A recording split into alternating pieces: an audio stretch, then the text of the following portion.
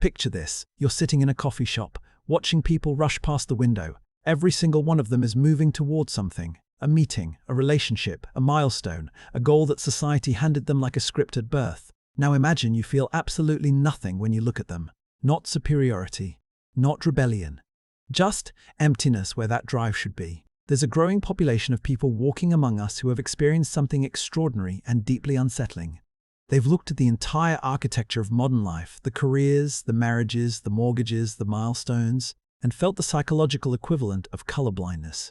Where others see a vibrant path forward, they see nothing that activates their reward systems. No dopamine, no anticipation, no pull. And here's what makes this truly fascinating. These aren't depressed individuals waiting to be saved. They're not lost souls searching for purpose. They've found something that most people never encounter in their entire lives. They've discovered that the fundamental drives we assume are hardwired into human nature might actually be software, and their system somehow never installed it. Today, we're diving deep into the psychology of people who have committed what society considers the ultimate transgression. They've stopped pretending. And what neuroscience, behavioral psychology, and years of research reveal about their brains will fundamentally challenge everything you believe about human motivation. Let's start with something that should concern you. Human beings are the most socially dependent species on the planet. Our survival for millennia depended on our ability to read, mimic, and synchronize with the group. We have an entire network in our brains, mirror neurons, dedicated specifically to copying the behaviors, emotions, and desires of people around us. When your coworker gets engaged, your mirror neurons should fire. When your sibling buys a house, your brain should simulate that accomplishment and generate a desire to pursue something similar. This is called social referencing, and it's supposed to be automatic. It's the psychological mechanism that keeps societies cohesive, that makes cultural transmission possible, that ensures children grow up wanting roughly the same things their parents wanted. But in these individuals, something in that mechanism has gone quiet. When someone announces they're having a baby, the standard neurological response involves activation in the ventromedial prefrontal cortex, the region associated with emotional valuation and social reward processing. Studies using fMRI technology show that most people unconsciously simulate major life events when they witness them in others. Your brain is literally test-driving the experience, generating predictive models of what that achievement might feel like for you. These people?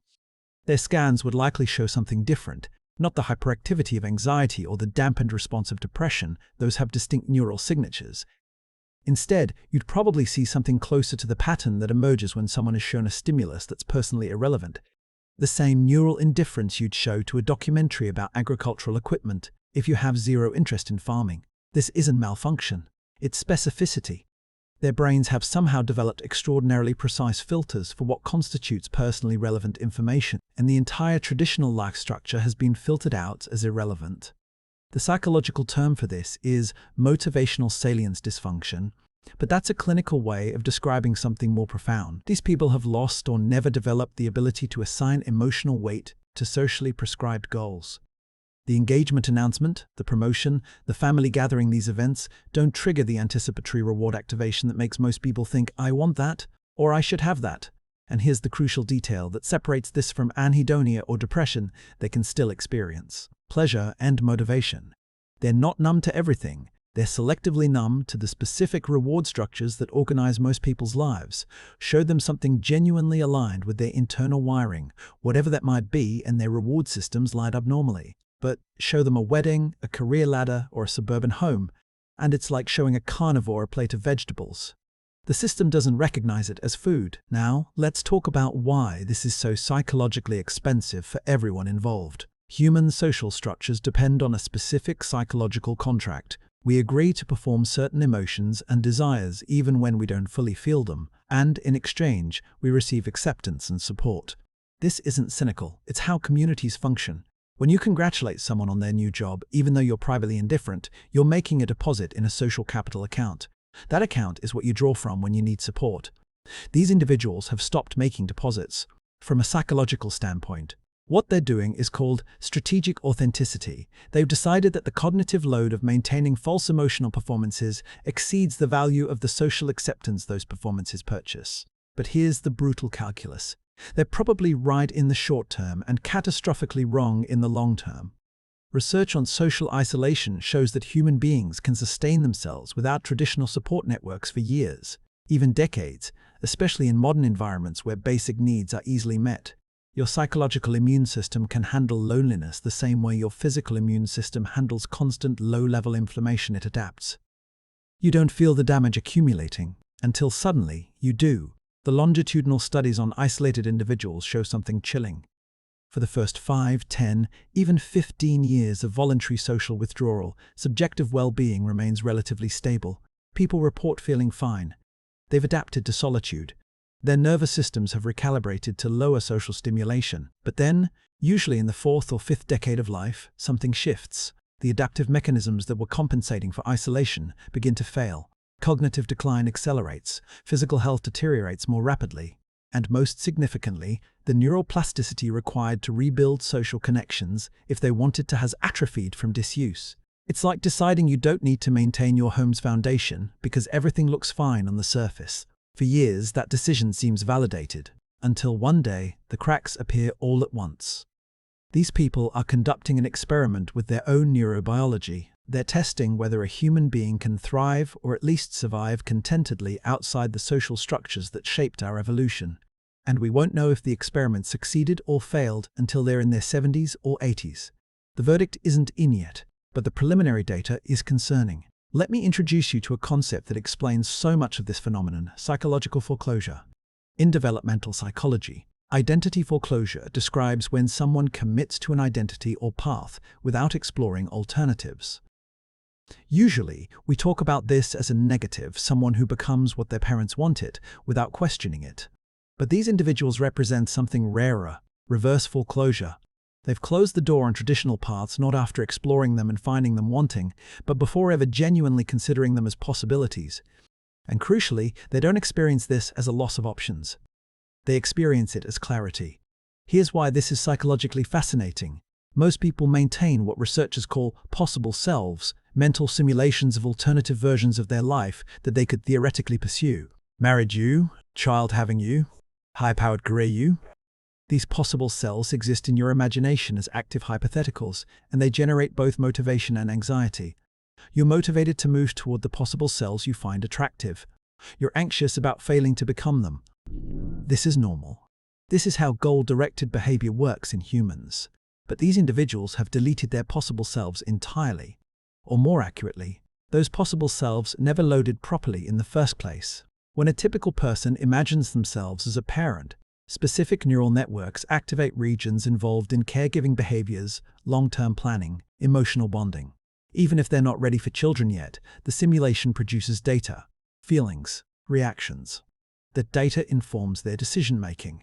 Like trying to open a file type your computer doesn't recognize. The system returns no application available to perform this function. This is why they don't defend their choices. You can't defend a non-choice. You can't explain why you didn't pursue something that never registered as pursuable in the first place. And this is where the psychological tension becomes almost unbearable for outside observers. We're hardwired to believe that everyone has access to the same menu of possible selves. That parenthood, partnership, and achievement are universal options that everyone at least considers, even if they ultimately choose differently. And what if, for whatever reason, temperament, early experience, neurological variation, those conditions weren't met and the application's never installed? Then you're not looking at people who rejected the traditional life. You're looking at people for whom that life was never really available. Not because of external barriers, but because of internal architecture. Let's go deeper into the brain chemistry, because this is where the story gets truly strange. Normal human motivation operates on a fairly predictable neurochemical cycle. You identify a goal. Your nucleus accumbens begins releasing dopamine in anticipation of achieving that goal. That dopamine doesn't create pleasure, it creates wanting. It generates the feeling that pursuing this goal matters, that attaining it will satisfy something fundamental. Once you achieve the goal, a different system activates endogenous opioids that create a sense of satisfaction and completion. Then the cycle resets. New goal, new dopamine, new pursuit. But here's the critical detail. The goals themselves have to be coded as valuable for the dopamine system to activate. Your brain has to recognize something as a potential reward before it starts generating the wanting.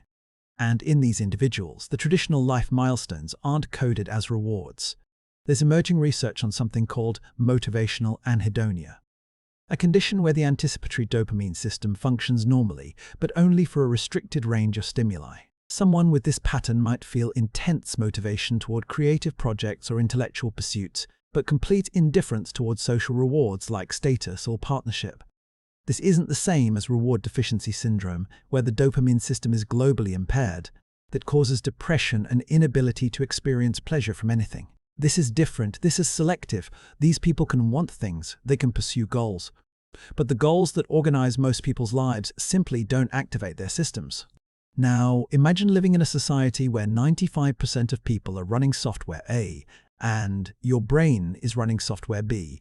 Everyone around you is chasing rewards that your system doesn't recognize. They're working 80-hour weeks for promotions that mean nothing to you. They're stressing about finding partners when partnership activates no reward anticipation in your neural circuitry. From the outside, you look lazy, broken, or defiant. From the inside, you feel like you're the only person who isn't chasing ghosts. The question that haunts this entire phenomenon: is their neurochemistry a liberation from arbitrary social conditioning? Or is it a disability that prevents them from accessing sources of meaning that humans evolved to find fulfilling? The honest answer is, we don't know. And we won't know until we can do something we currently can't do: measure subjective meaning directly. We can measure dopamine. We can measure opioid receptor activation. We can track neural activity. But we can't measure whether a life feels subjectively meaningful to the person living it. That remains locked inside individual experience, inaccessible to external validation. If we trace this pattern back to its developmental origins, we inevitably land in attachment theory, one of the most robust frameworks in psychology for understanding how early experiences shape adult behavior. Attachment theory tells us that in the first few years of life, we develop working models of relationships based on how our caregivers responded to our needs. These models become templates that we carry into every future relationship. Secure attachment develops when caregivers are consistently responsive. The child learns, when I need something, someone will be there. This creates a foundation for healthy interdependence throughout life. But there are other patterns. Anxious attachment develops when care is inconsistent. The child learns, sometimes people are there, sometimes they aren't. I need to constantly monitor and work to maintain connection. These children become adults who are preoccupied with relationships, hypervigilant to any sign of abandonment. Avoidant attachment develops when caregivers are consistently dismissive or rejecting. The child learns, when I need something, no one will reliably be there. I need to handle everything myself. These children become adults who are uncomfortable with intimacy and dependency. And then there's a fourth category that's less discussed but crucial here: dismissive-avoidant attachment. They don't just become uncomfortable with closeness, they lose the desire for it altogether. Many of the people we're discussing likely fall into this category, but with a specific developmental twist.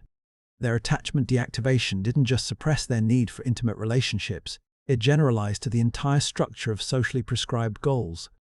Here's how that might work psychologically. A child with dismissive-avoidant attachment learns early that expressing needs leads nowhere productive. So they stop expressing needs. Eventually, they stop feeling needs, at least not the interpersonal ones that require vulnerability. But the human psyche is holistic. You can't partition off one type of desire without affecting others. If you've learned at a neurological level that wanting things from the social world is futile, your brain might generalize that learning. It might conclude, wanting anything that requires external validation or social participation is futile. Success requires external validation. Someone has to promote you, recognize you, pay you. Partnership requires another person's sustained cooperation. Family requires ongoing interdependence. Achievement requires an audience that agrees your achievement matters. If your attachment system has taught you that depending on anything external is dangerous, every one of those goals becomes psychologically inaccessible, not because you consciously rejected them, but because the fundamental capacity to want things from the social world was damaged or never properly developed. This is the tragic possibility lurking beneath the surface of these lives. What looks like radical autonomy might actually be radical adaptation to early abandonment. What feels like freedom from social scripts might be profound disconnection from basic human needs. But, and this is critical, there's no way to know from the outside which story is true for any individual. Some people with this attachment pattern genuinely seem fine. They've built lives that work for them. They're not secretly suffering, they're not in denial. Others are running from ghosts they can't even see. Let's step back from psychology for a moment and look at this through a philosophical lens, because there's a question embedded in this entire phenomenon that psychology alone can't answer. Is there such a thing as an authentic human life that exists independent of social context? The existentialists wrestled with this question for decades. Sartre argued that we're condemned to be free, that we have to create meaning in an inherently meaningless universe. Heidegger talked about Das Man, the anonymous social force that tells us how to live, and how authentic existence requires breaking free from it. These individuals seem to have taken that philosophy seriously in a way most people never do. They've rejected Das Man. They've stopped allowing social consensus to dictate their values. They've looked at the blueprint for a meaningful life that culture handed them, and they've said, "This is arbitrary. I'm not doing it. In existential terms, this should be authentic existence. This should be freedom." But here's where philosophy gets uncomfortable. The existentialists also argued that authentic freedom comes with responsibility. You can reject society's script, but then you have to write your own. You have to create a project that generates meaning. And this is where many of these individuals get stuck. They've completed the first half of the existential project. They've achieved radical freedom from social determination. But they haven't completed the second half. They haven't replaced the external structure with an internal one. They're living in what the philosopher Martin Buber would call I-it mode exclusively. They relate to the world as a collection of objects and functions, but not as a network of genuine relationships. There's no I-thou, no moments of authentic encounter with another consciousness where you recognize their full humanity and allow them to recognize yours. And here's the philosophical problem. Can a human life be meaningful in I-it mode exclusively? Can you have a subjectively rich existence without ever engaging in genuine dialogue with another consciousness? Some philosophers would say yes. The Stoics, for example, believed that virtue and rationality could be cultivated in complete isolation, and that meaning came from internal alignment with cosmic reason, not from social connection. Others would say no. These individuals are conducting an experiment that philosophy has debated for millennia. Can you have a meaningful human existence outside of community? And the answer so far is maybe. We don't know. They seem okay. But we're asking them to evaluate their own lives while living them, which is like asking someone to judge whether a movie is good while they're still in the first act. Here's something that should genuinely disturb you. These people might be the canaries in the coal mine. Their radical disconnection from traditional life structures isn't happening in a vacuum. It's happening at exactly the moment when those structures are breaking down for everyone. Birth rates are below replacement level in virtually every wealthy nation. Career loyalty has evaporated. People change jobs every few years instead of dedicating decades to a single employer. Home ownership is becoming financially impossible for entire generations. In other words, the life script that these individuals rejected years ago is becoming inaccessible to millions of people who still want it. But here's the difference. They want the house, and that indifference might be psychologically adaptive in a world where the traditional structures are collapsing. Think about it from an evolutionary psychology perspective.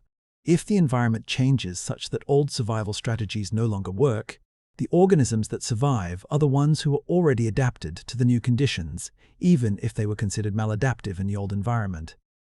For the last several thousand years of human civilization, the ability to desire social integration, pursue culturally valued goals, and build interdependent family structures was adaptive. People who couldn't or wouldn't do those things had lower survival and reproductive success, but we're entering a new environment. One where traditional employment is unstable, marriage and family formation are economically prohibitive, geographic mobility is required for economic survival, social connections are increasingly mediated by technology, the returns on social conformity are diminishing in this environment, the psychological traits that made these individuals outsiders might actually become adaptive, the ability to live with minimal social connection, the capacity to find meaning without external validation, the willingness to exist with no backup systems or safety nets. They're not ahead of their time. They're adapted to a future that's arriving whether we want it or not. So we return to the question that's been hovering over this entire exploration. Are these people free, or are they imprisoned by their inability to want what humans have always wanted? And I'm going to give you an answer that you won't like. Both. Neither. The question itself is broken. Freedom and imprisonment aren't opposite ends of a spectrum. They're contextual judgments we make about whether someone's constraints are serving them or harming them. And we can't make that judgment from outside someone's subjective experience. From the outside, these lives look impoverished. No intimate relationships, no major accomplishments, no legacy, no community, By every external metric we use to evaluate a successful human life, they're failing. But external metrics measure social value, not subjective meaning, and those might not be the same thing. Here's what we know for certain. These people exist. They're not statistically insignificant outliers. There are enough of them that you've probably met several without realizing it. They're not asking for help. They're not seeking intervention. They're not experiencing their lives as tragic. They've found a way to exist in modern society while being psychologically disconnected from its core reward structures, and most importantly, their existence poses an unbearable question to everyone else. What if the things we're all chasing, the relationships, the achievements, the milestones, what if those things aren't objectively valuable? What if they're just collectively agreed upon targets that we've mistaken for inherent goods? What if meaning isn't something you find by following the path everyone else is on? What if meaning is something that either emerges from your specific neural wiring and lived experience, or doesn't emerge at all? And what if some people's wiring simply doesn't generate meaning from the sources that work for most humans? Then you're not looking at people who failed to live correctly. You're looking at people who were dealt a hand that doesn't play well with the game everyone else is playing. And rather than pretend to have cards they don't have, they folded and walked away from the table. The reason these people make us so uncomfortable isn't because we think they're suffering. It's because we need them to be suffering. We need their choices to lead to regret. We need them to eventually crack and admit they should have followed the script. Because if they don't, if they live their entire lives outside the system and die without wishing they'd done it differently, then the system itself is revealed as optional. And that's existentially destabilizing, because most of us have made enormous sacrifices to stay inside the system. We've taken jobs we hate to build careers that impress people. We've stayed in relationships past their expiration date because we fear being alone. We've had children we weren't entirely sure we wanted because we feared future regret. We've shaped our entire lives around avoiding the fate that these people walked into voluntarily. If they're actually fine, if they're not secretly miserable, not consumed with regret, not desperately lonely, then what were our sacrifices for? That's the real threat they pose, not to themselves, to everyone else. They're walking proof that the emperor has no clothes.